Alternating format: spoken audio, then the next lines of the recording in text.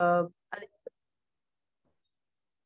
Dr. Azam Khan is the assistant professor in Aligarh Muslim University in the Department of Statistics. He did his MSc in 2011. Before that, he did his BSc and MSc from statistical operation analysis. His core area are statistical inference, order, statistics, distribution theory, etc. He has also been awarded scholarship from Aligarh Muslim University in 2016. And before joining Aligarh Muslim University, he was working as a research officer in the Jaipuria Institute of Management Studies from Lucknow. Then in 2018, he joined as assistant professor in the Department of Statistics and Operation Research, Aligarh Muslim University. His area of research is statistics, records, generalization, and order statistics. Along with that, he has published 25 research papers in international reputed journals, and also has attended number of national and international conferences in India and abroad. So this is about Dr. Muhammad Azam Khan. Hopefully, we will have a very sound lecture on his behalf. So Dr. Azam Khan, we welcome you on behalf of Bharat Digital Academy, and we hope we have an enlightening session with you. Okay, sir. Thank you. So handing over to you. Thank you, ma'am. Thank you. Am I audible, sir? Okay. Yes, sir. Yes, sir. Okay. Thank you. So today's topic is data collection and data analysis technique. So it is very difficult to complete this topic within 1 hour. So I try my best to give you at least some knowledge to deal such type of issues. So I will start my lecture without wasting much time. So let's start from the very beginning, that is, so in the data collection, the first and important thing is statistics. Statistics is a science of learning from data. So statistics divided into two parts, that is data and information. First, you have collect the data, and you from that data you just generate the information you by interpreting them. So statistics based on first data, then statistics, and then information. So next thing is data collection. There are two types of data. The one is qualitative data and the second is quantitative data. So qualitative data, there are two types of qualitative data. The one is qualitative data means one who deals with quality, and the quantitative one who deals with quantity. So qualitative data deals on two types. Basically, someone said that it is based on scale. Qualitative data based on two types.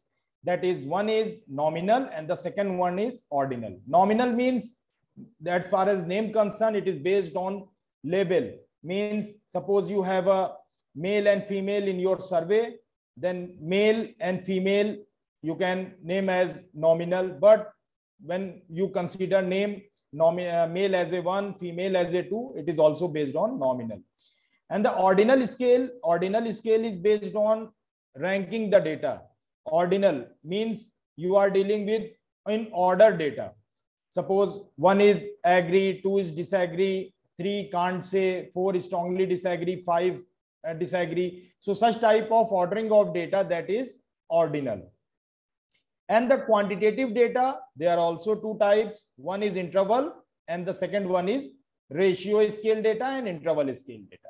And they are basically continuous data, means height, weight, these temperature, this type of data basically deals in the quantitative data. And what are the sources to cover these, collect such type of data? Which type of sources we have? The first one is primary data and the second one is secondary data. Primary data क्या होता है? Primary data means 1-to-1 collect करते हैं. जब आप किसी से data खुद कलेक्ट करते हैं, आप गए किसी के पास और आपने उनसे इंफॉर्मेशन कलेक्ट की, that is primary data. And the secondary data means which is already collected and you get some information from the previous and old data. That is secondary data. Means newspaper जो है हमारे पास वो आपका secondary data होता है. Primary data क्या है? आपने कलेक्शन किया, सर्वे किया, ये आपका प्राइमरी डेटा है. आपने डेटा किसी साइट से लिया, ये आपका सेकेंडरी डेटा हो गया, किसी एजेंसी से, किसी साइट से. तो बेसिकली ये आपका सेकेंडरी डेटा होता है. तो प्राइमरी और secondary, there are two sources of data are there. Next one is methods of collecting data. So there are many methods used to collect and obtain data for statistical analysis, and the three of them are most popular. The one is census survey, sample survey, and experiment. What is census survey? In census survey, we generally consider all the population, all the units present in the population. Means as far as name concerned, in census we are just using the each and every individual of the population. Census में हम सबको consider करते हैं. And sample survey, we just consider the part of the population. हम उसमें sample survey में sample को consider करते हैं, because on the basis of, instead of going each and every individual of the population, we just consider the part of the population and draw the conclusion regarding the population. That is the sample survey. And the experiment means one who conduct the experiment and generate the observations. The first one, census survey, it takes time. The drawback is that it takes time, because when you consider, suppose you have 5,000, 6,000 population. So there are so much restrictions are there. You have many restrictions like money, manpower, time. There are so many restrictions are there, because when you are dealing with population, there are so many populations, so many people are present in the population, and difficult to go and collect the data from them. So instead of going each and every individual of the population, we just consider the part of the population, and on the basis of that part we just draw the conclusion regarding the population. So this is the process of sample survey. तो generally हम sample survey से deal करते हैं जब भी हम कोई questionnaire करते हैं, मास्टर या डिसर्टेशन, सेकेंडरी डेटा कंसीडर करते हैं, या डेटा अगर हम सर्वे क्वेश्चनायर डिजाइन करते हैं तो हम सैंपल सर्वे का कॉन्सेप्ट यूज करते हैं. कुछ पार्ट्स पे हम उनको रन कराते हैं, उसके बेसिस पर इन्फ्रेंस ड्रॉ करते हैं कि हमारी पॉपुलेशन कैसी होगी. सर्वे मैंने बताया आपको, survey collects information about a well defined population. So there are two types, census survey and sample survey. The next thing is, what is the main objective? Means what is the frame of any questionnaire. Survey process का एक जो steps हैं वो क्या होंगे? The first one, objective of the survey. The second one is survey design. Third one is data collection. The next one is data editing, non-response corrections, and the last analysis and publication. This is the stepwise process of survey. The first one is objective. Why it is important? Objective is it important because many times we see that the many when they start the research, sometimes researchers face that their objectives are not clear. आप क्या करते हैं कि जैसे ही start हुआ आपने सर्वे में आपका ऑब्जेक्टिव क्लियर नहीं होता और आप क्वेश्चंस फ्रेम कर लेते हैं, तो प्रॉब्लम कहाँ आएगी? क्योंकि जब आप क्वेश्चंस फ्रेम करेंगे, ऑब्जेक्टिव आपका क्लियर नहीं होगा, तो प्रॉब्लम आती है कि जो क्वेश्चंस हैं उनमें means there are repetitions on in the questions. आपके क्वेश्चंस में रिपीटिशंस हो जाएंगे. रिपीटिशंस का मतलब एक ही क्वेश्चन एक ही चीज को कई बार रिपीट हो जाता है. तो उससे रीजन क्या, प्रॉब्लम क्या आती है कि रिपीटिशन में हमें, आपने देखा कि 5th नंबर पे भी एक क्वेश्चन है, वही आपका 25th नंबर पे भी एक क्वेश्चन है, और नंबर ऑफ क्वेश्चंस भी इंक्रीज कर जाते हैं. और ऑब्जेक्टिव अगर आपका क्लियर होता है तो आपको वही क्वेश्चंस पुट करने होते हैं, वही उसी क्वेश्चंस को आप रखेंगे जो आपके लिए वैल्यूएबल है, और जो आपके लिए लेस इफेक्टिव क्वेश्चंस हैं उनको आप रिमूव कर देते हैं. तो सबसे इंपॉर्टेंट पार्ट है कि आपका ऑब्जेक्टिव क्लियर होना चाहिए. और मैक्सिमम जगह पे हम देखते हैं कि ऑब्जेक्टिव क्लियर नहीं होता है. जब आप सर्वे कंडक्ट कर लेते हैं, देन आप ऑब्जेक्टिव और हाइपोथेसिस फ्रेम करते हैं, तो प्रॉब्लम इसी में आती है. और जब आपका ऑब्जेक्टिव नहीं क्लियर होगा तो फिर हम देखते हैं कि एनालिसिस के पार्ट में भी हमें इश्यूज क्रिएट होते हैं।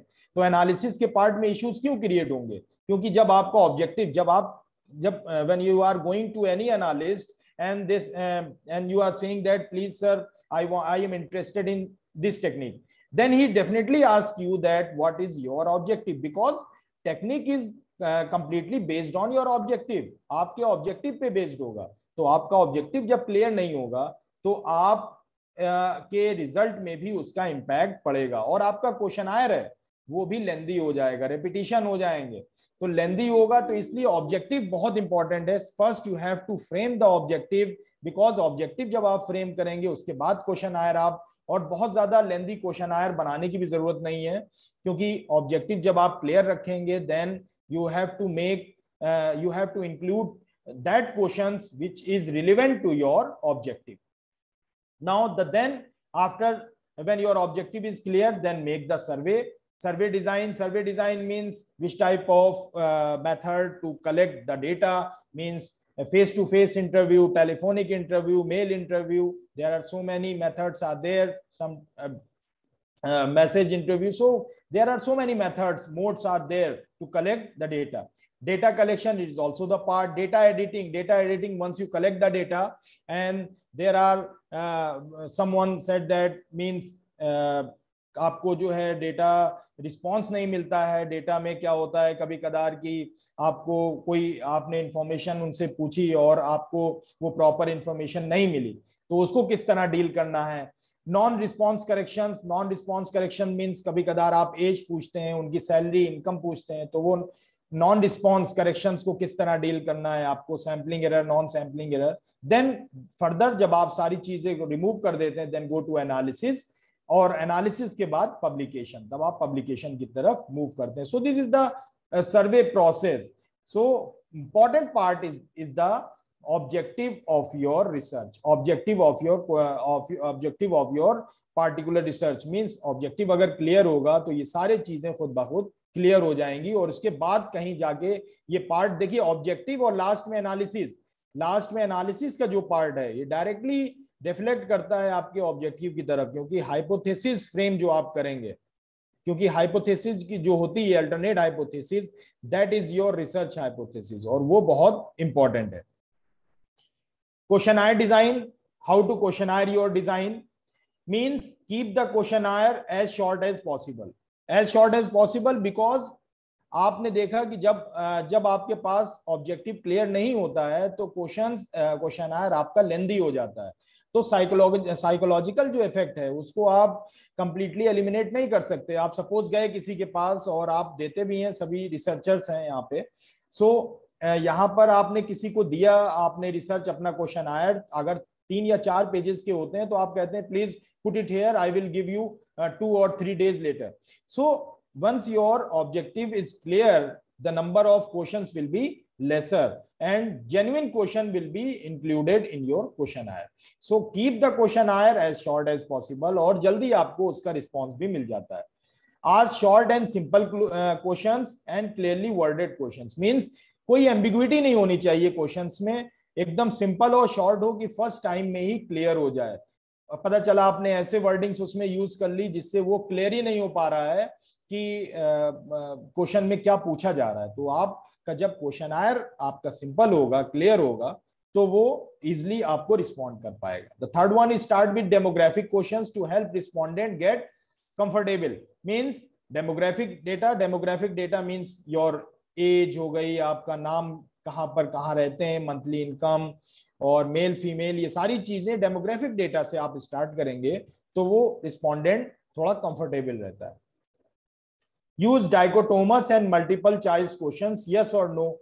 मींस यस और नो में क्वेश्चंस अगर आप पूछ रहे हैं, या लिकर्ट स्केल में, लिकर्ट स्केल समझ रहे हैं आप? लिकर्ट स्केल मींस 1 2 3 4 5 में, यानी आपने लाइकर्ट जो strongly agree, can't say, disagree, strongly disagree. So this is the Likert scale.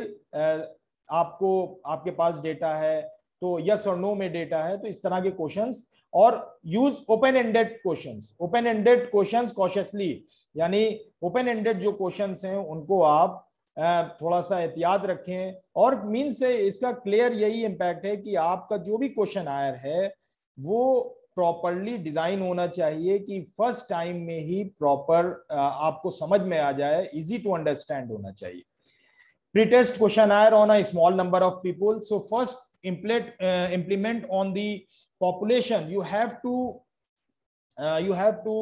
put on the small scale. कम से कम 10 या 12 लोगों पे, 15-20 लोगों पर आपने रन कर लिया, जिसको पायलट सर्वे हम कहते हैं, कि आपने क्या किया, पायलट सर्वे कर लिया, 30-40 लोगों पर आपने कर लिया और उसका इम्पैक्ट देखा कि जो इंफॉर्मेशन हम कलेक्ट करना चाह रहे हैं वो इजिली हमें मिल पा रही है या नहीं।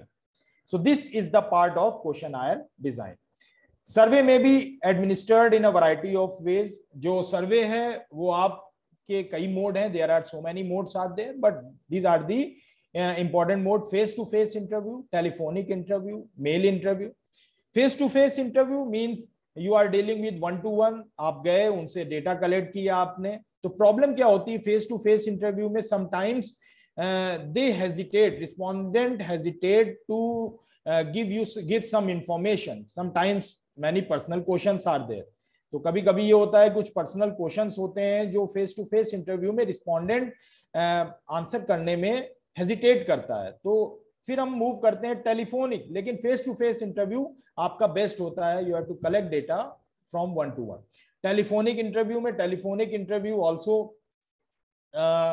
is important part of interview, but problem यहाँ हम क्या फेस करते हैं? It is difficult to get the updated telephone number. Means you have to be updated telephone number. जो सैम्पलिंग फ्रेम है, मीन्स जो जहां पर आप अपना सर्वे रन करने जा रहे हैं, जो भी पॉपुलेशन है उसकी सैम्पलिंग फ्रेम में mobile number up to date होना चाहिए. अगर अप टू डेट नहीं है तो आप कैसे उस प्रॉपर सर्वे को कंडक्ट कर पाएंगे? तो प्रॉब्लम आपके लिए क्रिएट हो जाएगी.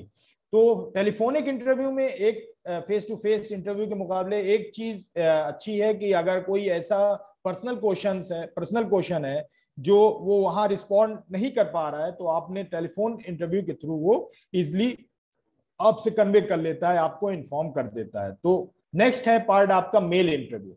मेल इंटरव्यू में जो इस वक्त कोविड के वक्त में आपने देखा बहुत ज्यादा वर्क कर रहा था मेल इंटरव्यू. आप सर्वे कोई भी क्वेश्चन आया आपने फ्रेम किया और सेंड कर दिया मेल पे. लेकिन प्रॉब्लम इसमें भी अराइज क्या होती है कि response with in the time नहीं मिल पाता है. हमारे पास ही बहुत सारे मेल आते हैं तो हम विद इन द टाइम नहीं रिस्पॉन्ड कर पाते हैं. टाइम निकल जाता है या बार बार उनको 3 या 4 या 5 बार रिमाइंड कराना पड़ता है.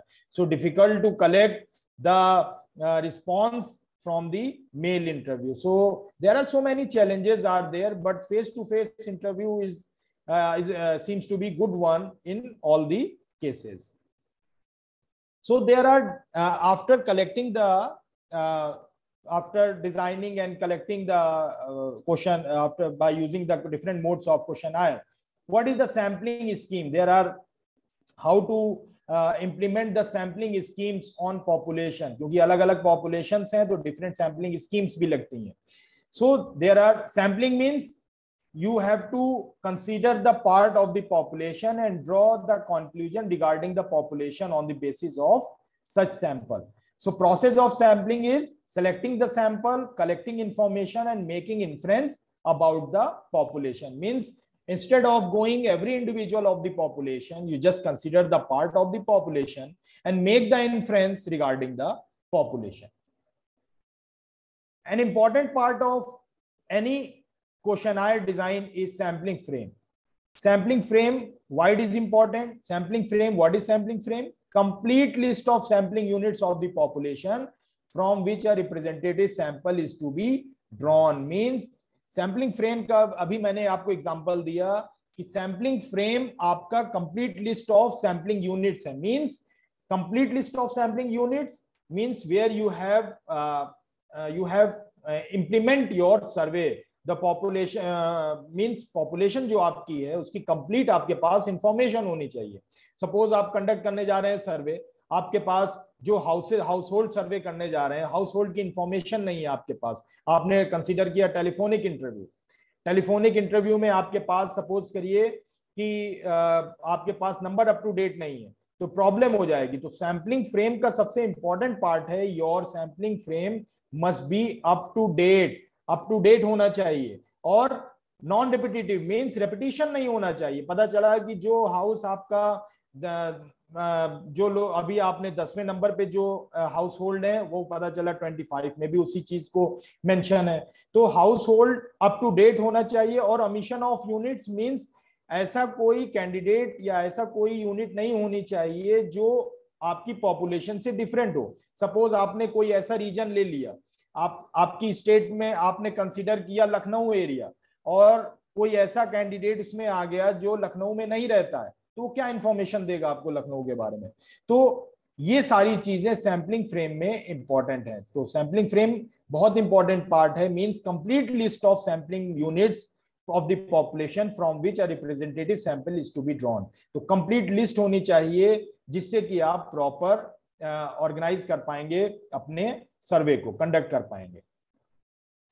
जैसे एग्जांपल लिया हमने, list of villages of blocks, list of primary health centres in a district, list of pregnant women in a village are the example of sampling frame of selection of representative villages from a block, representative PHCS from a district, and representative pregnant women from a village respectively. So these are the sampling frame example. Sampling frame are usually available in published or compiled secondary sources. तो secondary sources से हम sampling frame usually जो publish हो चुके हैं, published articles हैं, जैसे NSSO है हमारा डेटा, तो हम वहां से इंफॉर्मेशन कलेक्ट कर लेते हैं। The next one is errors in a sampling. Generally errors arises in sampling. There are two types of errors arises in sampling frame. What are the errors? Errors generally sampling, first one is sampling error, the second one is non sampling error। दो तरह की error आती हैं आपकी, sampling error और non sampling error. Sampling error arises when you are estimating the population on the basis of sample, यानी estimation process में आपका जो population को estimate करने में जो generally error आती है वो sampling error कहलाती है। What is non sampling error? Non sampling error means that such type of errors arises due to non handling of technique, wrong handling technique, या आपने कह दिया wrongly coded data, wrong entering data, ये सारी चीजें गलत आपने एंटर कर दिया डेटा किसी को, या गलत आपने कोई टेक्निक गलत लगा दी, तो इस तरह की जो इश्यूज आते हैं ये नॉन सैम्पलिंग एरर्स में आते हैं। तो there are two types of errors, sampling error and non sampling error. तो जनरली दो तरह की एरर अराइज होती हैं हमारी। Sampling plans, which type of sampling schemes are there? There are two type of sampling scheme, non random sampling and random sampling। non-random sampling also known as non-probabilistic sampling means जिसमें probability involve नहीं होती है। random sampling means there is a random sampling, there is a involvement of probability उसमें involve होती है। तो what are the examples of non-random sampling? non-random sampling, convenience sampling also known as accidental sampling means include sample who are easy to reach, यानी convenience नाम ही है उसका। Include samples who are easy to reach means आपके घर के पास कोई mall है और वो आप इजीली वहां अप्रोच कर सकते हैं, तो आपने अपने कन्वीनियंट के हिसाब से उसको कंसीडर कर लिया उस मॉल को। तो कन्वीनियंस सैंपलिंग एक एग्जांपल है नॉन रैंडम सैंपलिंग का। तो यहां पर हम non random sampling generally use नहीं करते हैं। Why we are not using non random sampling? Because it seems biasness. क्योंकि आप सपोज करिए किसी और लोकेलिटी में जाना था जहां पे बेटर आपको रिस्पांस, उस मॉल में कोई नहीं आते हैं, कोई पब्लिक कम आती है, लेकिन फिर भी आपने अपने आसानी के लिए पार्टिकुलर स्कूल सेलेक्ट कर लिया कि नहीं हमारे लिए इजी टू अप्रोच है, हम वहां नहीं जाएंगे, हमारा पैसा खर्च होगा या बहुत सारे रिस्ट्रिक्शंस हैं। आपने इजी अपने कन्वीनियंस के हिसाब से किसी चीज को सेलेक्ट कर लिया, तो so means there is a biasness, it is difficult to get the best estimator. So non random sampling is a create problem because there is a biasness in non-random sampling. Second one is purposive sampling means purely based on judgment of the investigator. Standard of living has increased in Aligarh and investigator consider the posh locality means purposive sampling completely judgment पे based है investigator की। Suppose आपने posh locality का आपको सर्वे करना है कि क्या कंडीशन है, लिविंग स्टैंडर्ड इंक्रीज है या नहीं है, आप सर्वे कर रहे हैं, you are interested in is the living standard is increased in Aligarh, तो आपने क्या किया, you just consider the posh locality of your locality of your district। तो क्या है भाई, जब आप पॉश लोकेलिटी में जाएंगे तो आपको लिविंग स्टैंडर्ड हाई नजर आएगा। तो अगर आप सर्वे कर रहे हैं, you have to be unbiased, आपको सारे एरिया कवर करने हैं जो पॉश लोकेलिटी में है और जो पॉश लोकेलिटी में नहीं है। तो ये मींस जो आप सर्वे करेंगे तो प्रॉपरली सर्वे करेंगे इंस्टेड ऑफ गोइंग बायस्ड। तो पर्पसिव सैंपलिंग में भी बायसनेस दिख रही है। Quota sampling means you have to fix the quota on the basis of appropriate criteria.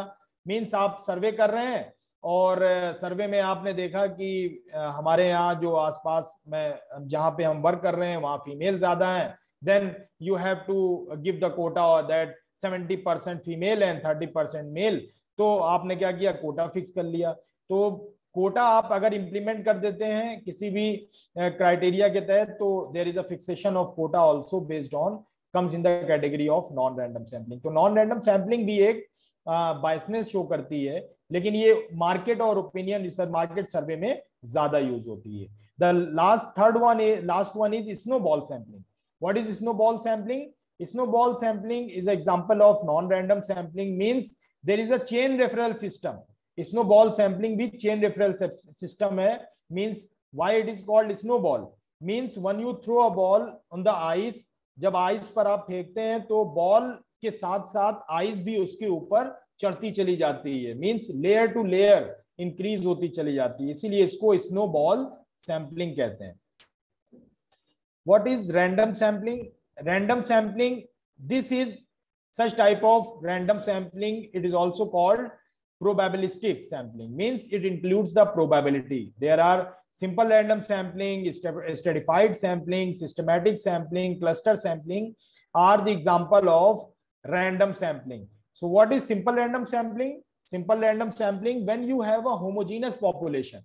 अगर आपके पास homogeneous population है, then you have to implement the simple random sampling. अगर आपके पास homogeneous population नहीं है, then आप simple random sampling implement नहीं कर पाएंगे।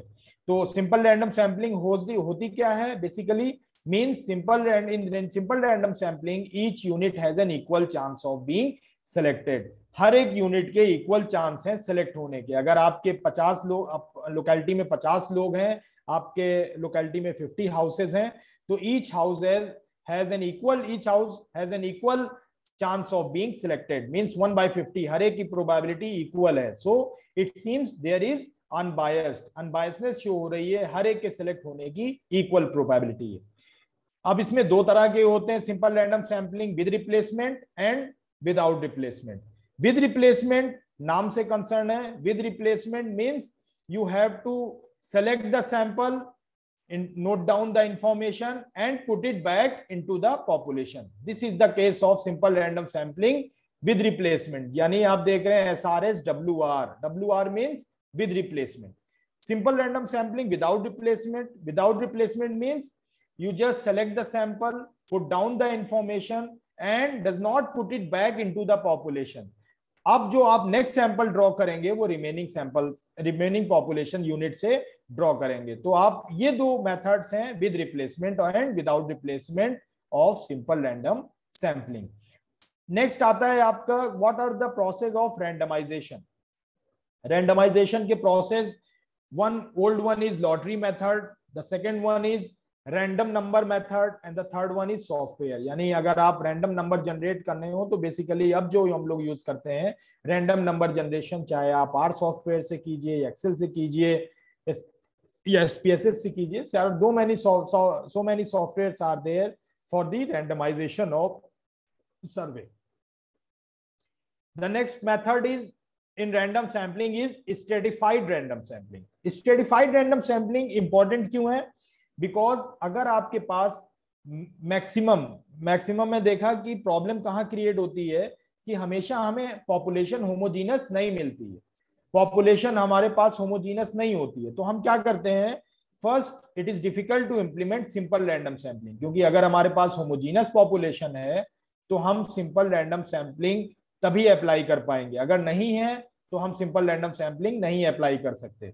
Then we go to the stratified random sampling because our population is heterogeneous, हमारे पास पॉपुलेशन हेट्रोजीनस है, तो हम स्ट्रेटिफाइड रैंडम सैंपलिंग यूज करेंगे। तो what we do in stratified sampling, first we divide the population into सब groups, यानी सब ग्रुप्स में हम पॉपुलेशन, हेट्रोजीनस पॉपुलेशन को सब ग्रुप्स में डिवाइड कर लेंगे, जिसको हम स्ट्रेटा कहते हैं। And these groups, in these groups are internally homogeneous, these groups are internally homogeneous, यानी ग्रुप्स इस तरह से फ्रेम करेंगे कि हर एक ग्रुप में जो यूनिट्स हैं वो इंटरनली होमोजीनस होने चाहिए। सपोज हम एग्जांपल अगर कंसीडर करें, suppose we consider any example, I am interested in the income of any household in your locality। तो आपकी लोकेलिटी अगर हमने कंसीडर करी, तो लोकेलिटी में हम देखते हैं there are different category wise households are there who have income, high income, who have low income. तो अगर आप रैंडमली सेलेक्ट कर लेंगे डायरेक्टली विदाउट मेकिंग ग्रुप्स, क्योंकि पॉपुलेशन हेट्रोजीनस है, आपने क्या किया, अगर रैंडमली सेलेक्ट कर लिया तो आप में हो सकता है कि सारे हाई इनकम के लोग आ जाए। तो आपने क्या किया, first you have to divide the heterogeneous population into सब groups and these sub groups are internally homogeneous. Means आपने क्या किया, हाई इनकम, मिडिल इनकम और लो इनकम, तीन कैटेगरी में अपनी लोकेलिटी को डिवाइड किया। हाई इनकम की एक कैटेगरी रख दी, लो इनकम की एक कैटेगरी बनाई और मिडिल इनकम के जो लोग हैं उनकी एक कैटेगरी बनाई, और तीनों के जो पॉश लोकेलिटी में, जो आपकी लोकेलिटी में लोग रह रहे हैं, उनको उस ग्रुप्स में डाल दिया। अब क्या किया, आपके पास तीन ग्रुप हो गए, high income, middle income and low income. These three groups are internally homogeneous, तीनों ग्रुप इंटरनली होमोजीनस हैं। Why? Because in first group that is based on high income means all units in this group belongs to high income. Second group is based on middle income, each and every individual belongs to middle income. In the third group, all unit based on low income. So these three groups are internally homogeneous and there is a heterogeneity among the group. तो ये net में अक्सर question पूछा जाता है, आता भी है कि in stratified sampling is there what is the is heterogeneity or homogeneity within the group? तो within the group stratified sampling में homogeneity होती है और among the group heterogeneity होती है। तो stratified sampling अगर आपके पास heterogeneous population है तो हम first we divide the groups in such a way that each group is internally homogeneous। अब अगर जो आपने ग्रुप बना लिए, अब आप क्या करेंगे, अब आपके पास जो ग्रुप्स बन गए वो इंटरनली होमोजीनस है, then you apply the simple random sampling and draw the sample from each of the group according to some predetermine rule. तो कितने, हर एक में से कितने सैंपल ड्रॉ होंगे, इसके भी थ्री डिफरेंट रूल्स हैं। कौन कौन से? The first one equal allocation, second one is proportional allocation, the third one is optimum allocation. तो इक्वल एलोकेशन मींस हर एक ग्रुप से इक्वल नंबर ऑफ सैंपल्स आप ले लें, लेकिन ये भी ठीक नहीं है, क्योंकि सपोज करिए कि आपने सारे हर एक ग्रुप से इक्वल ले लिया और आपके पास पॉपुलेशन, आपके लोकेलिटी में पॉपुलेशन जो है उसमें हाई इनकम के लोग ज्यादा रहते हैं, तो हाई इनकम के ज्यादा लोग हैं तो उनकी रिप्रेजेंटेशन भी ज्यादा होनी चाहिए। तो आपने पता चला इक्वल कर लिया तो भी प्रॉब्लम क्रिएट हो जाएगी। प्रोपोर्शनल एलोकेशन है, proportional means you have to give proportion weightage to that information who have different proportions, यानी जिसको जितना proportion उसको उतनी weightage। तो ये proportional allocation है, इसको आप consider कर सकते हैं। Third one is optimum allocation।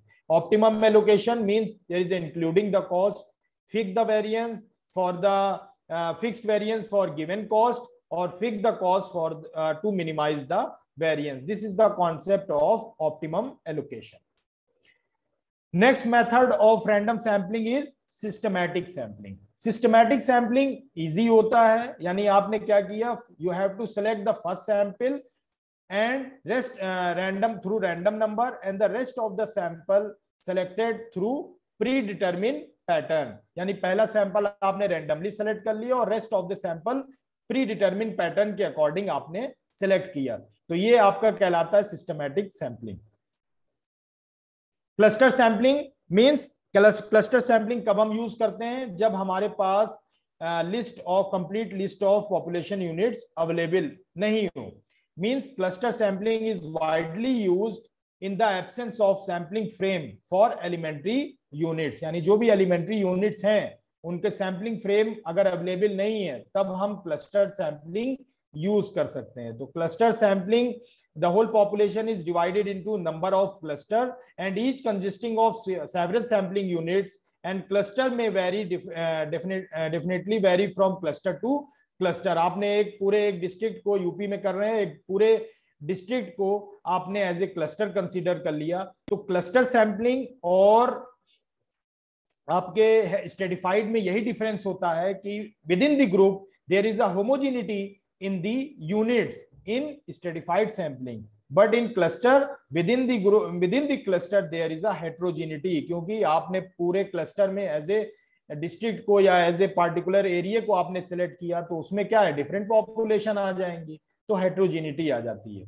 तो ये डिफरेंस है क्लस्टर सैंपलिंग का। One of the important part is sample size determination. It is the important part. Why? Because when we are dealing with data collection and research methodology, it is the important part sample size determination. Sample size determination में हम क्या करते हैं कि sample size determination में हम generally क्या, जो भी आपके पास पॉपुलेशन है, अगर हम यूज करें स्लोविन्स फॉर्मूला, स्लोविन्स फॉर्मूला क्या है आपका, capital N small N is equal to, यानी sample size is equal to capital N upon 1 plus N E square. N is the number of population and capital N upon 1 plus N E square. E is the difference, margin of error. तो इसके through भी आप directly consider कर सकते हैं. और different method क्या है, sample size for population mean, this is the formula, n is equal to z square alpha by 2 sigma square upon d square. What is z square alpha by 2? Z square alpha by 2 is the it is given from the, it is level of significance alpha by 2. Z is the standard normal table, generally 1.96 होती है, इसका square करेंगे. Sigma square is the standard deviation of the population, यानी standard deviation जो होगा आपका population का क्या है, या अगर आपके पास प्रॉपर इंफॉर्मेशन नहीं है पॉपुलेशन की तो प्रायर में, हिस्ट्री में, यानी प्रायर आपने कहीं रिसर्च पेपर में इसकी अगर सिग्मा गिवन हो प्रॉपर, अगर इस तरह की रिसर्च हो रखी है पहले से, या आपके किसी बुक में इस तरह की कोई इंफॉर्मेशन दे रखी है तो आप सिग्मा का यूज कर सकते हैं. यानी अगर आप देखें यहाँ पे लिख रखा है the standard deviation of the population estimated from the result of previous survey, pilot study, secondary data और जजमेंट ऑफ द रिसर्चर. तो यानी प्रायर इंफॉर्मेशन के बेसिस पर भी आप सिग्मा स्क्वायर को कंसीडर कर सकते हैं. और डी स्क्वायर क्या है, margin of error, means the error you have to tolerated, means कितना आप एरर को टॉलरेट कर सकते हैं, कितना आप मार्जिन ऑफ एरर कंसीडर कर सकते हैं अपने सर्वे में. अगर आपके पास सिग्मा स्क्वायर गिवन नहीं है तो प्रायर में कोई इंफॉर्मेशन है, यानी सैंपल्स के बेसिस पर कोई इंफॉर्मेशन अगर कलेक्ट कर रखी है तो आप ये फॉर्मूला यूज कर सकते हैं, small N is equal to Z square alpha by 2 capital S square upon D square. Same formula है, सिग्मा स्क्वायर अननोन है आपके पास और सैंपल के थ्रू इंफॉर्मेशन है तो आप कैपिटल एस स्क्वायर भी यूज कर सकते हैं. जैसे आपके पास एग्जाम्पल है कि what would be the sample size in estimating mean height of male student with 95% confidence level from a sample of student within 4 centimeter of the true mean. Give the population standard deviation of height sigma is equal to 10 centimeter. आपके पास confidence level given है 95%. Confidence interval अगर 95 है that means level of significance 5% है. अगर confidence level 90% है that means level of significance 10% है. तो यहाँ 95% कॉन्फिडेंस मींस, कॉन्फिडेंस इंटरवल का मतलब होता है that 95% you are confident that your value lie within this interval. तो आप 95% कॉन्फिडेंस है तो 5% लेवल ऑफ सिग्निफिकेंस हो गया आपका. 1.96 z अल्फा बाय 2 की वैल्यू सिग्मा गिवन है आपके पास और डी आपने रखा है कि मैक्सिमम टॉलरेंट रेंज 4 सेंटीमीटर. तो इसको वैल्यू पुट करी और सैंपल आ गया 24, जेड स्क्वायर अल्फा बाय 2 की 1.96, सिग्मा 10 हो गया और डी आपका 4 है तो n is equal to 24. 24 samples are required, means इस क्वेश्चन में आपने सैंपल साइज डिटरमिन किया और 24 samples required.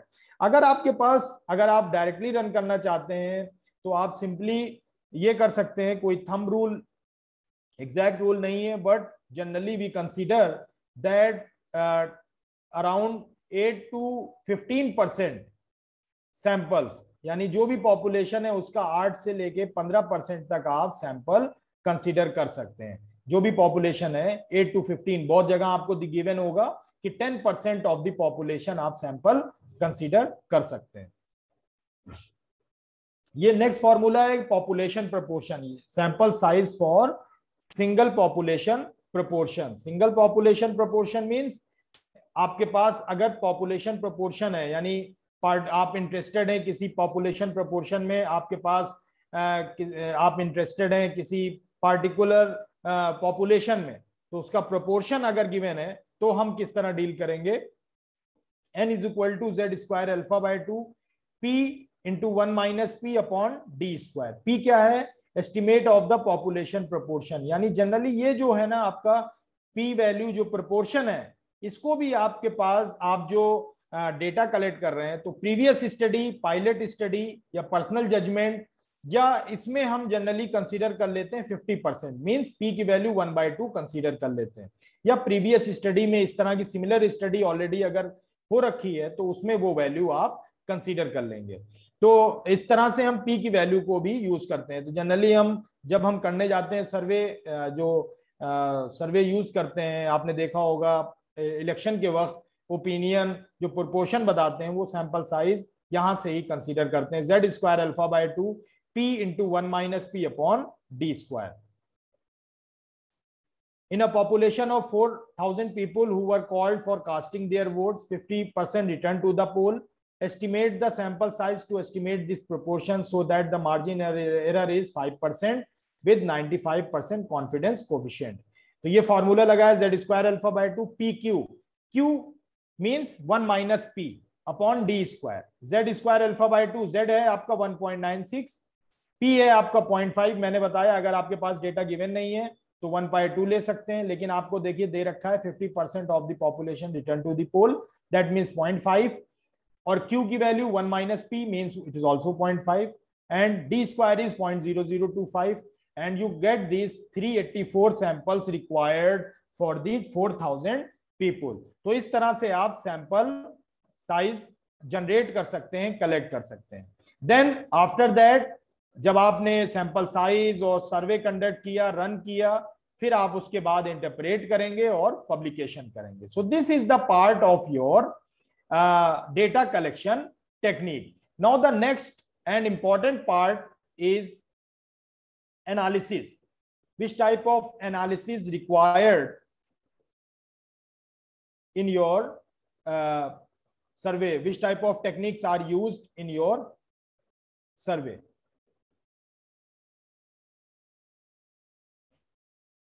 So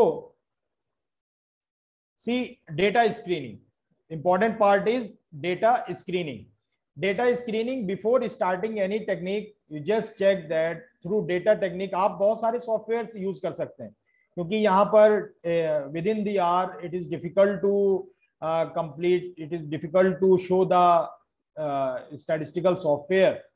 So we just talk about the statistical techniques which are used, which you can use in your research. तो सबसे पहले आप data screening करिए। डेटा स्क्रीनिंग में जो रॉन्गली एंटर डेटा है, मिसिंग वैल्यूज हैं, कोई आउटलायर्स हैं या नॉर्मेलिटी है, इन सारी चीजों के थ्रू आप डेटा स्क्रीनिंग के थ्रू आप चेक कर सकते हैं, अपने डेटा की बेसिक स्ट्रक्चर को आप चेक कर सकते हैं। मिसिंग वैल्यूज कैसे आती हैं जनरली और क्या प्रॉब्लम क्रिएट करती हैं? जनरली स्टडी में भी कॉम्प्लेक्स, यानी आपकी जो स्टडी उसको कॉम्प्लेक्स कर देती हैं, प्रॉब्लम कंफ्यूजिंग कर देती हैं, आपको प्रॉपर इंफॉर्मेशन लॉस हो जाती है। लेकिन इनको डील कैसे करेंगे, यानी मिसिंग वैल्यूज अराइज क्यों होती हैं? आपने उनसे एज पूछी, इनकम पूछी, प्रॉपर इंफॉर्मेशन नहीं दी, या कोई ऐसी इंफॉर्मेशन दे दी, जैसे आपने कोई ऐसे पूछा कि आपका ग्रेजुएशन या मास्टर्स कब हुआ, तो उन्होंने दे दिया 14 ईयर्स में हमारा जो है मास्टर्स कंप्लीट हो गया। तो ये भी एक रॉन्गली एंटर्ड डेटा है, या आपने गलत एंटर कर दिया डेटा। तो ये सारी चीजें आप क्या करेंगे, प्रॉपरली इनको डायग्नोज करेंगे। मिसिंग वैल्यूज यानी प्रॉपर इंफॉर्मेशन अगर आपके पास गिवन नहीं है, आपने इंफॉर्मेशन नहीं दी है, तो आप क्या करेंगे, वो आपके पास इंफॉर्मेशन नहीं है। तो मिसिंग वैल्यूज की बहुत सारी टेक्निक्स हैं।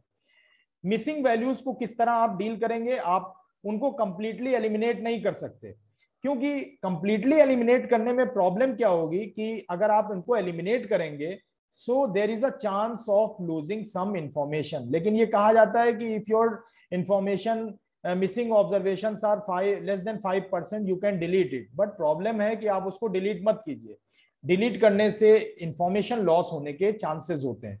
तो instead of removing such missing values, use the concept of arbitrary imputation method. Means you just use the concept arbitrary imputation method, replace the missing values by the nearby points. So method is arbitrary nearby point से missing values को mean या median से आप replace कर देंगे, तो वो आपको better result देगा instead of removing such information. Because remove करेंगे तो लॉस ऑफ इंफॉर्मेशन होने के चांसेस है। नेक्स्ट है आपका आउटलायर्स। आउटलायर्स ये भी क्रिएट होता है डेटा एडिटिंग में कि सपोज आपके पास अगर डेटा है नियर अबाउट 30 सारे डेटा, और सडन आप डेटा देख रहे हैं कोई 70 है, क्योंकि bulk of the data, outlier क्या होता है, the point which is away from the bulk of the data. यानी आपके पास कोई ऐसा डेटा सेट है जो सारे पॉइंट 30 के नियर अबाउट हैं और सडन आपको 70 दिखे, तो प्रॉब्लम क्या होगी कि इस तरह के प्रॉब्लम समय होती है कि एनालिसिस में प्रॉब्लम होगी और ये डेटा आपका आउटलायर शो करेगा। तो आप क्या करते हैं, उसको रिमूव कर सकते हैं, ट्रांसफॉर्म कर सकते हैं। और जो सबसे इंपॉर्टेंट प्रॉब्लम है कि आउटलायर देखने के लिए आप बॉक्स प्लॉट यूज करेंगे, यानी बॉक्स प्लॉट के थ्रू आप आउटलायर्स को चेक कर सकते हैं। बॉक्स प्लॉट क्या होता है, box plot is a 5-point summary. 5-point summary means first thing give through outlier is the minimum value, the second one is maximum value, the first quartile, second quartile and third quartile. It is also called 5-point summary. तो box plot के through आप outliers देख सकते हैं, outliers को check कर सकते हैं। Q2 is the median, median भी देता है आपको। नेक्स्ट इंपॉर्टेंट पार्ट है आपका normality, check for the normality. जब आपके पास डेटा, आपके पास आपने सारी चीजें रिमूव कर ली, तो आप डेटा नॉर्मेलिटी चेक करेंगे, क्योंकि normality is a important part. Normality क्या होती है, normal distribution is a symmetric bell shaped curve defined by 2 things, mean and variance. क्योंकि on the basis of normality you can implement parametric और non parametric test. अगर आपका data normal है तब आप यूज करेंगे पैरामेट्रिक टेस्ट, अगर आपका डेटा नॉर्मल नहीं है तब आप यूज करेंगे non parametric test. So first thing, important thing is the normality of your data set. तो सबसे पहले आप नॉर्मेलिटी डेटा की चेक करेंगे। पैरामेट्रिक टेस्ट में कौन से आते हैं, टी हो गया, एफ हो गया, एनोवा हो गया। नॉन पैरामेट्रिक में कौन से आते हैं आपके, Wilcoxon sign net test, Kruskal Wallis test, Mann Whitney you test, ये सारे नॉन पैरामेट्रिक टेस्ट में आते हैं। यानी अगर नॉन नॉर्मल शो नहीं करता, नॉर्मेलिटी शो नहीं करता। तो डेटा की नॉर्मेलिटी आप कैसे चेक करेंगे, बहुत सारे मेथड्स हैं, 3 डिफरेंट मेथड्स आर देयर। तो what are the first method, to check through histogram, histogram with curve. यानी हिस्टोग्राम आप ड्रॉ करें, उस पर कर्व डिजाइन कर दें, कर्व प्लॉट करें, और उसके बेसिस पर आप देखें कि सपोज हमारे पास हेल्थ स्कोर है, हमने क्या किया, हेल्थ स्कोर को प्लॉट किया और इस पे नॉर्मल कर, देखिए डेटा यहाँ पर देख पा रहे हैं तो नॉर्मल शो हो रहा है, यहाँ भी कुछ नॉर्मल की तरह शो हो रहा है। ये सारे डेटा में all 4 figures shows the normality in histogram, histogram with normal curve. The next thing is, but problem कहां आती है कि हिस्टोग्राम विद नॉर्मल कर्व में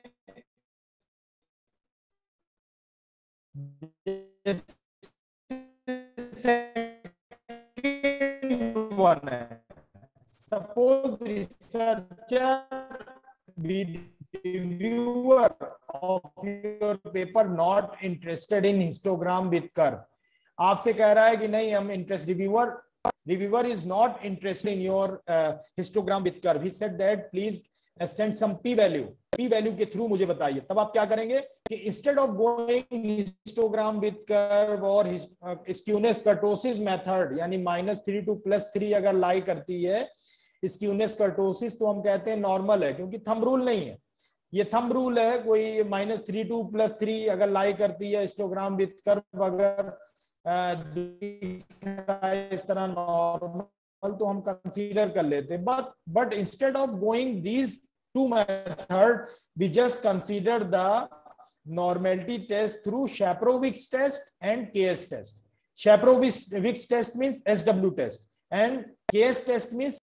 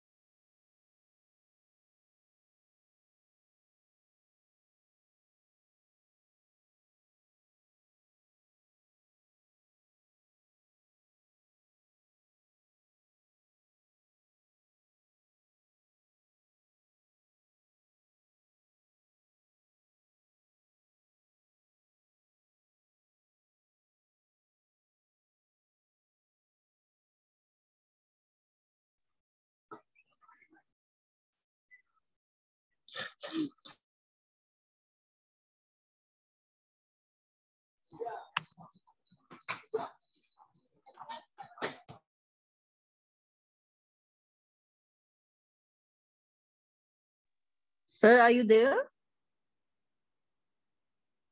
Hello? I think there is it is network. not audible and not visible. Sir, I think there are some network issues on his end.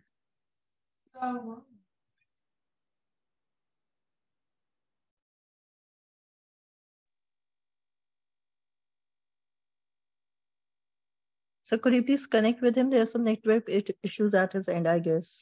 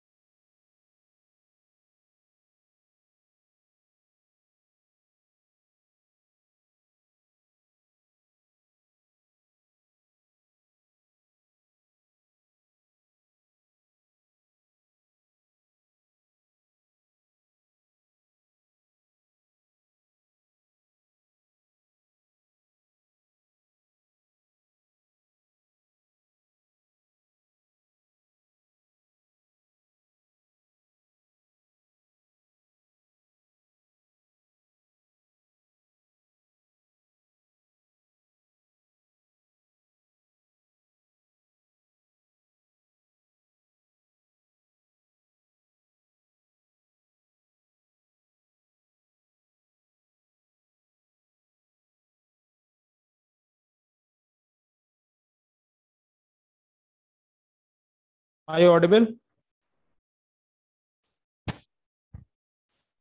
Hello. Yes, sir. Yes, sir. Oh, I'm sorry. Yes, sir. Yes, sir. I am sorry for the interruption. So many issues.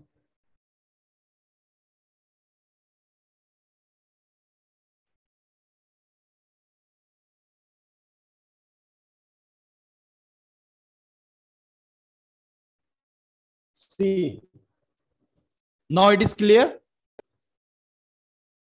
Am I audible, everyone? Yes, sir.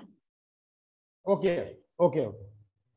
See, check the normality of your data set means normality of data. Important part is the Kolmogorov-Smirnov test and KS test and Shapiro-Wilks test. KS test means you have to use the concept of p-value. p-value के through हम देख सकते हैं क्योंकि sometime reviewer said that please give the p-value and prove it. अगर p-value greater than 0.05 आ रही है KS test and SW test में तो हम कह सकते हैं SPSS में तो हम कह सकते हैं कि your data follow normality. Then we are able to apply the non-parametric test. Parametric test. अगर आपका डेटा फॉलो नहीं कर रहा है तब हम नॉन पैरामेट्रिक डेटा की तरफ मूव कर सकते हैं. डेटा एनालिसिस में डिस्क्रिप्टिव स्टैटिस्टिक्स होती है और inferential statistics. Descriptive statistics means we are dealing with mean, median, range, standard deviation and graphical representation also there, histogram, pie chart. अगर आपको continuous data है तो histogram यूज करेंगे, बार चार्ट फ्रीक्वेंसी के through use करेंगे, pie chart आपके पास जो भी पॉपुलेशन परसेंटेज में है then we use the concept of pie chart. Scatter diagram कब हम यूज करेंगे? when we are interested to show the relationship between two variables, differential statistics, estimation and hypothesis.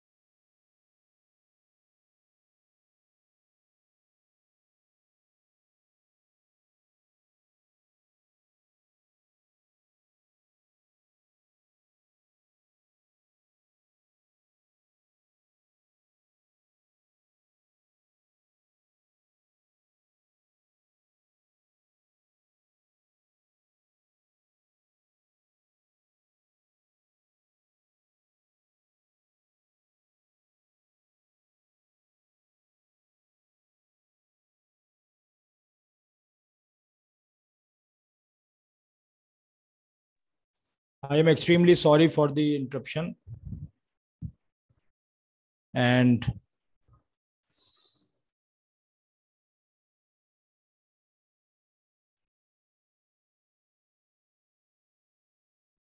just want to show.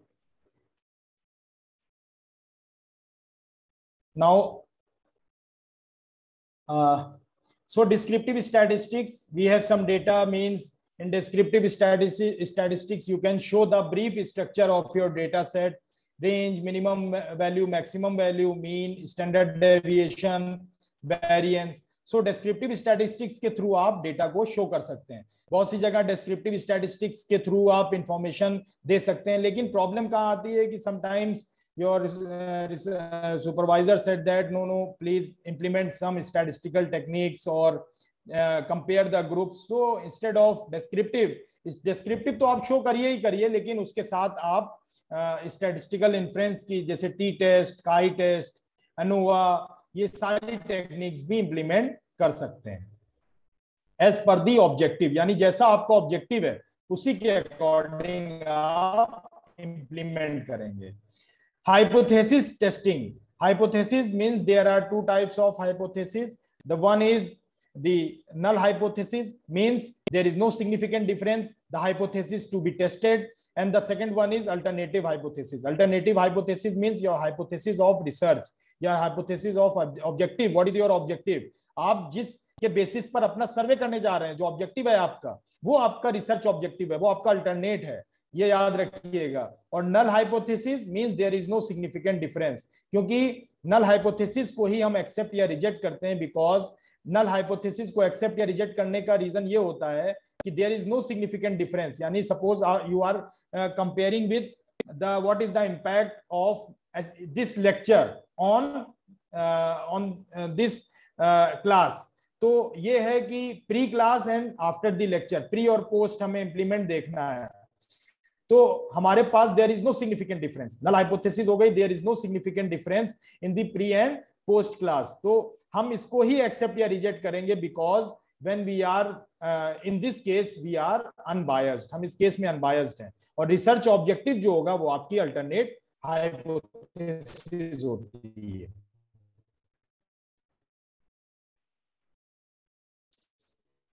T test for single mean कब use करेंगे? Suppose आपके पास कोई data given है, population, और आप circular data है, ये एग्जैक्ट फिगर है, तो हम इस केस में आप यूज करेंगे T test for single mean. Suppose हमारे पास average health score of a normal person is 55 और health score of 12% from a community whose living conditions are suspected because of health poor are recorded in health data file. जो हमारे पास एक example लिया हमने कि हमने कहा कि नॉर्मल पर्सन जिनकी एज 55, उनका हेल्थ स्कोर 55 है, नॉर्मल पर्सन का हमने दे रखा है डेटा में।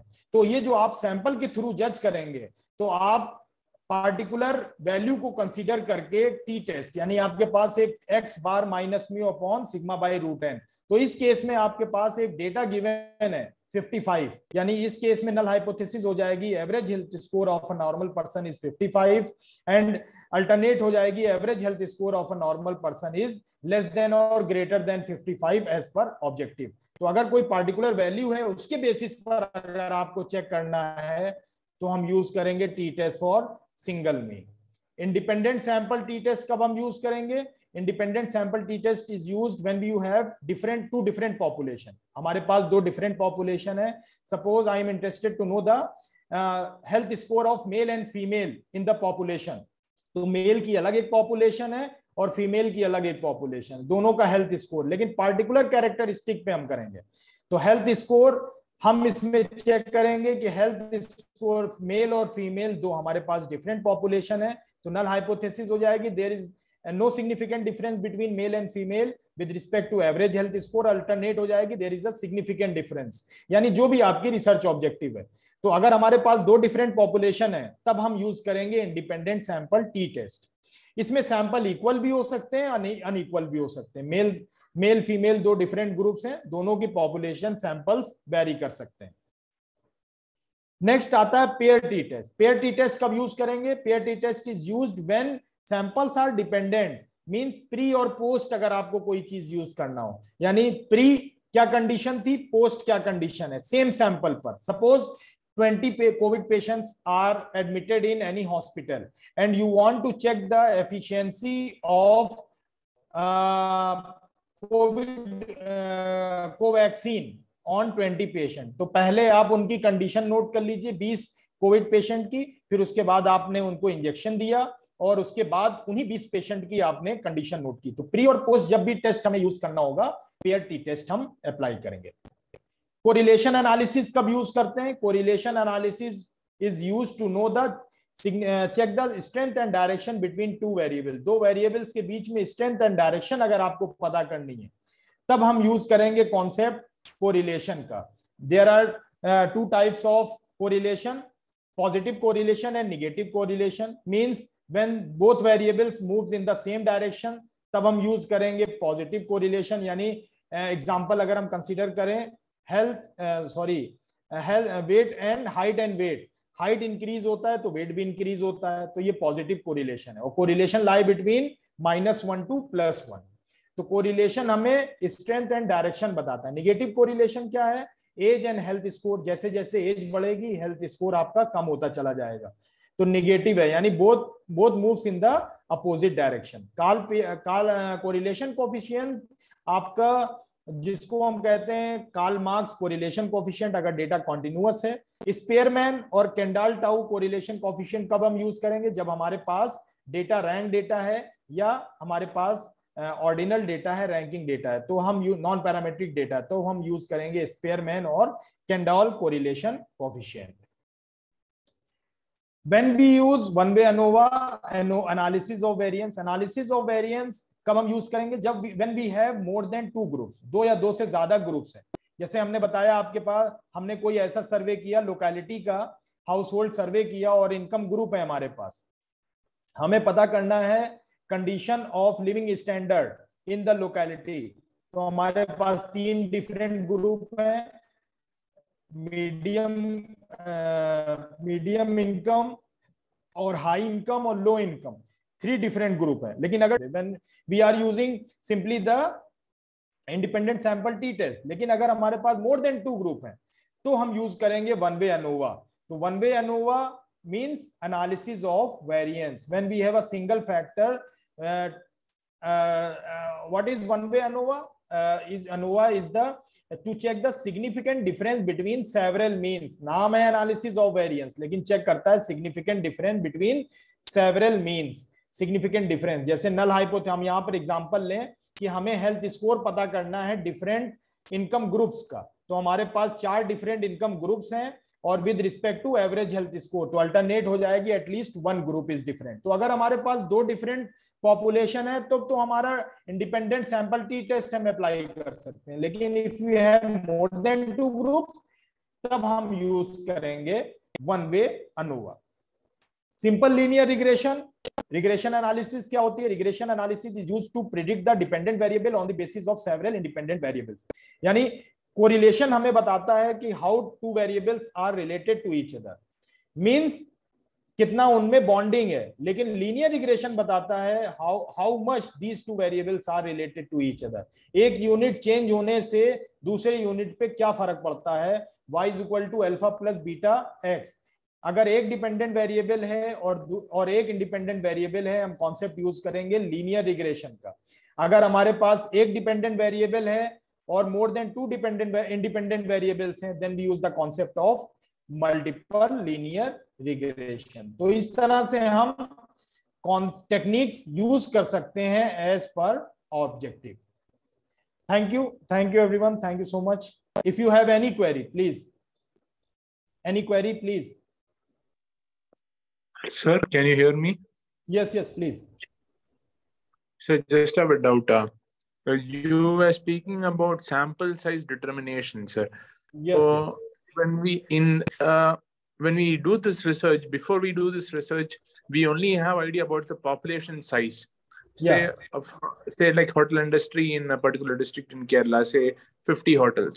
Okay. So how will we calculate the sample size just by knowing the population size? That is, we have only one known value, and the sample size determination has several unknown values in it, the formula.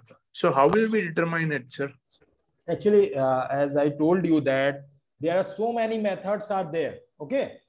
When you have a formula, means you have a population size. आपके पास population size अगर given है, that means if you have a lesser number of population size, suppose 50, so 50 population is very less. So what will we do? We just it is easy to approach all the 50 members. Means sample concept, basically sampling concept is used when we have a large population size. Next question arises when you have a large number of population size, suppose 1000 population size. Okay. What will we do? You are saying that you have so many factors are there. Just z square alpha by 2 Z square alpha by 2 means when you have a large population, it is given in your standard normal table. As suppose you don't have any idea about variance sigma square. So what will we do? We just use the prior knowledge of your data. आपने अपने judgement पे अपने या proportion of, मैंने बताया ना proportion वाला concept use किया, या आप सिंपली वो मेथड यूज कर लीजिए. You can use the concept of Slovin's formula. Slovin's formula is capital N upon 1 plus NE square. You just use the two things. One is population size and one is E is the margin of error. That is 0.05. अगर आप ले रहे हैं तो उसको consider कर लीजिए. तो आपके ऑब्जेक्टिव पर ही डिपेंड है बेसिकली. बहुत सारे फैक्टर तो रन करते हैं, लेकिन फॉर्मूले में आपको क्या चाहिए, आपको सैंपल साइज डिटरमिन करना है, वो इजिली आप कर सकते हैं. अगर कुछ और क्वेरी है तो प्लीज, और कुछ आप जानना चाह रहे, if you have any different query और something. Okay, sir. Thank you, sir. Thank you. Anyone else? Sir, I have one question. Sir, Yes. What is the actual namaskar, sir? What is the actual sample size that is required for qualitative study? Qualitative minimum. If I'm using using qualitative research, so in that context, in that approach, what should be the actual minimum? How many variables? In some books it said that two variables. Suppose you have two variables. All right. It around 20 times of the sample size will be. 20 times of the sample size. If you have two variables instead, so it's better to at least the population where you are trying to implement. The not get the accurate size, but you have some little bit knowledge of your population. So that's why in that case you have some little information, say around, not you have exact accurate value, say, but you are saying that, thinking that no, it around 1000. So what will you do? In 1000, just consider the 8 to 15%. 8 to 15%. Or in some books it said that 10%. You just consider the 10% of your population and run the survey. Okay. Okay. Thank you. Thank you so much. If you all have any query after the lecture, you can feel free to ask me. Okay. Sir, there is a one question in the chat box. Arya asking which sampling technique is suitable for the action research, purposive or clusters? Means purposive or actually purposive sampling is a non-random sampling. Cluster sampling is a random sampling. Purposive means you are dealing with purposive means you are little bit biased. You are some favorable. आपने क्या किया, अपने approach में जो चीजें उनको consider कर ली, तो आप बायस हो गए ना, आपने फेवरेटिज्म किया, तो आप एक बेस्ट एस्टिमेटर की तरफ मूव नहीं कर पाएंगे. So that's why instead of, if you don't have any, it is difficult to get something that you can consider, but it is better when you are doing something, so it's better to move towards the random process, random sampling. So it is cluster sampling is best. Okay. Anyone else? Amna? Sir. Sir, I just want to continue the question which is there in the chat box, and you just responded. Yes. Sir, sir इसमें क्या हो रहा है कि मान लीजिए आप एक पर्पोजिव सैम्पलिंग टेक्निक यूज कर रहे हैं और जा रहे हैं डेटा कलेक्शन के लिए, और उसमें मान लीजिए आपने सिंस योर टेक्निक इज पर्पोजिव, तो कई सारे और रिसर्चर को क्या प्रॉब्लम फेस करना पड़ता है कि there are some respondents who don't have that much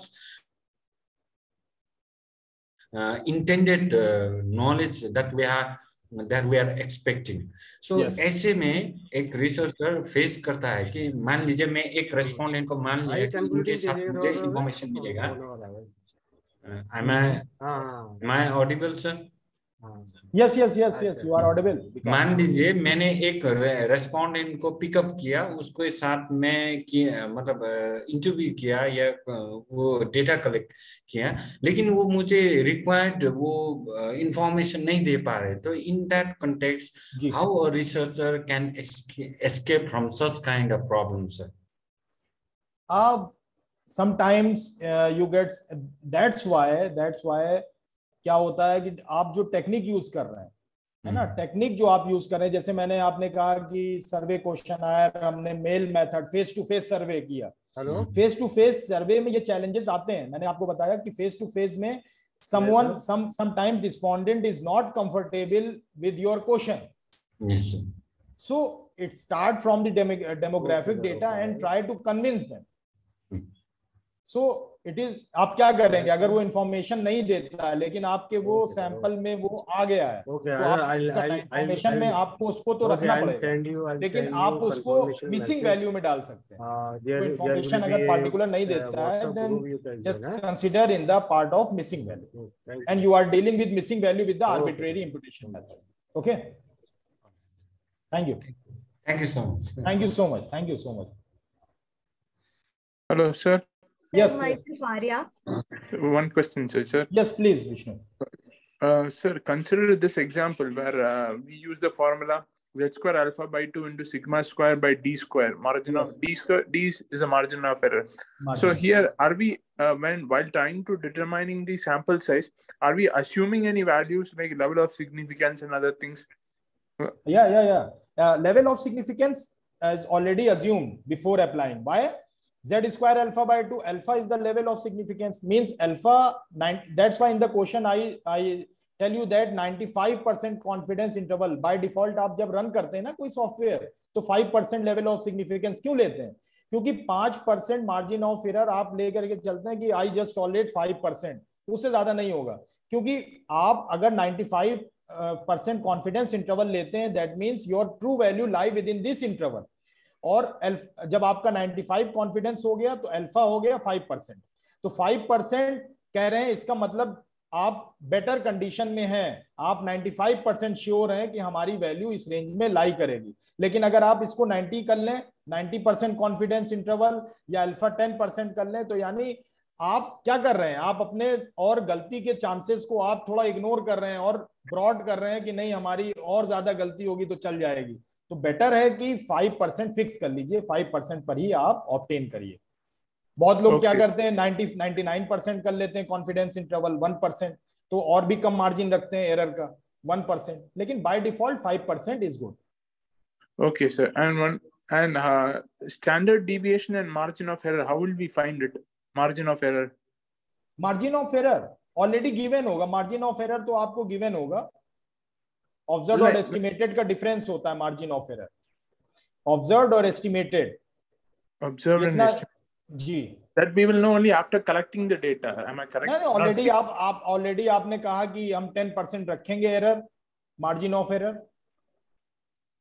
गलती के जो how much error we have tolerated, कितना हम रखेंगे, कितनी हमारी टॉलरेट हम कर पाएंगे, वो आपने रख दिया, 10% कर दिया, 0.05 हो गया, 5% कर दिया। And sigma, how will you find the standard deviation of the standard deviation? आपके पास अगर पॉपुलेशन गिवन है तो स्टैंडर्ड डेविएशन फाइंड कर लीजिए।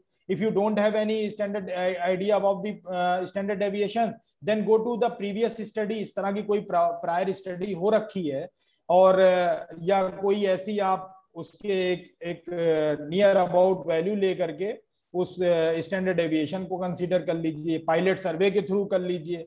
तो प्रायर स्टडी को यूज कर सकते हैं, research paper, refer to the prior data, previous research, previous yes you can, yes you can. Okay, yes, okay sir, thank you sir, thank you so much. Sir, Arya is there? Actually, she want to ask. Yes, sir. Yes, ma'am. Please proceed. Sir, myself Arya. I have a doubt. Actually, I have already write this doubt on the screen. One more doubt actually, sir, just to clarify me, because for action research, we are actually in classroom, we are finding those students with such kind of problem, and then we are giving remedial teaching. Okay. Okay, so in that situation, whether we can apply this purposive sampling or again we need to go for cluster? You can use the, because so many restrictions are there, you can use the purposive sampling. कर सकते हैं आप, क्योंकि आप remedial में आप मेरे ख्याल से इंग्लिश में कर रहे हैं, शायद इंग्लिश में आप लेक्चर्स के थ्रू बहुत सारे केसेस मैंने देखे हैं इंग्लिश में एनालिसिस के लिए आते हैं हमारे पास, ELT के जो रिसर्चर्स हैं तो वो क्लासेस लेते हैं और उसका इम्पैक्ट स्टूडेंट पे देखते हैं, तो आप यूज कर सकते हैं इस केसेस में. Okay, sir. Okay. So it is not necessary to stick with cluster sampling. We can use purposive also. Based purposive on also, because, but as I told you, there are means random or non-random. Means purposive sampling में biasness आ जाती है थोड़ा सा. Purposive sampling का structure ही ऐसा है कि biasness की तरफ आप move कर रहे हैं. Purposive sampling और क्लस्टर क्या है, इसमें प्रोबेबिलिटी इन्वॉल्व हो जाती है, यानी हर एक यूनिट के इक्वल चांसेस सेलेक्ट होने के और उसमें प्रोबेबिलिटी इन्वॉल्व हो रही है, रैंडमनेस है, तो आप एक बेटर रिजल्ट की तरफ मूव करते हैं. तो अच्छी जब बेटर की तरफ मूव करते हैं तो आप चाहते हैं कि हमारा रिजल्ट भी, आउटपुट भी अच्छा है, इसीलिए हम ज्यादातर रैंडम सैम्पलिंग की कॉन्सेप्ट को यूज करते हैं, इसलिए क्लस्टर बेटर है. तो सर इसका मतलब ये है कि जितना एज ए रिसर्चर हम लोग जितना कोशिश करें कि पर्पजिव सैम्पलिंग को अवॉइड करें. बिल्कुल, रैंडम सैम्पलिंग को अवॉइड करें, बल्कि नॉन रैंडम सैम्पलिंग को, सॉरी नॉन रैंडम को, बिकॉज क्योंकि रीजन यही है, होता है मैक्सिमम लोग यूज कर रहे हैं, लेकिन अभी आपने जितनी भी डेफिनेशन आप भी पढ़ेंगे तो उसमें कॉन्सेप्ट ही है बायसनेस का. हम घर के पास रहते हैं तो हमने अपना एरिया कवर कर लिया, हम हमारे घर के पास ये पार्टिकुलर स्कूल है बीच में तो हमने वो कंसीडर कर लिया. तो जब आपके माइंड में ही आ गया इजीनेस तो आप बेटर रिजल्ट की तरफ कैसे मूव करेंगे? This is the simple logic. Truly, definitely. That's why. Yes.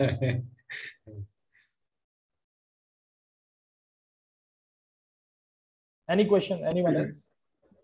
Yes, anyone? Any questions? Yes, Amna ma'am, please conclude it. Sure, sir. Yes, thank you so much, sir. It was a very enlightening and very enriching experience for all of us. And you took out the time to teach us such important aspects of data collection and other methodologies. I hope all the participants really had an enlightening session because we really enjoyed it. I really enjoyed it, sir. और हमें बहुत खुशी है कि आप Bharat digital academy के साथ आप associate हुए. It's an honor for us. And जैसे हमने पहले भी कहा था, we would love to have you in the premise of Bharat Digital Academy. आप भारत डिजिटल अकेडमी आए, वहाँ लाइव आके हमें पढ़ाएं हम स्टूडेंट्स को. It will be more enlightening. Okay, sir, and thank you all the participants. It's very endearing that you people are taking out the time. And again, we would like to thank Dr. Azam, sir. And thank you, everyone. Hope you all have a good day. Thank you, Dr. Azam, sir, for being thank you so with much. us and exploring so many new insights with regard to the data collection techniques and analysis. This is my, ये हमारा feedback. Kindly consider it as a feedback and thank you Bharat Digital Academy, and try to I will always try to connect me with this association. And sir, आपने जो भी अभी lecture दिया बहुत ही एक क्या बोलते हैं, बहुत ही एक मेरे लिए एज ए रिसर्चर हमको एक बहुत सारा ज्ञान मिल गया है. इसको मैं रखूंगा और आप सभी को मैं सिक्किम से विकास क्षेत्र हूँ और आप सभी के लिए बहुत बहुत सारे धन्यवाद. My best wishes. Thank you sir. Vikas Chhetri, you are from sir? Thank you so much. Sikkim. Which university? From Sikkim. Sikkim University. From Sikkim. I'm pursuing my research from Sikkim University, and my topic is eco-pedagogy, sir. Okay. Thank you, sir. Thank you very much. Thank you. Thank you, sir. Okay, thank you, everyone. Thank you, everyone. Thank you. Bye-bye. Thank you. Bye. Thank you.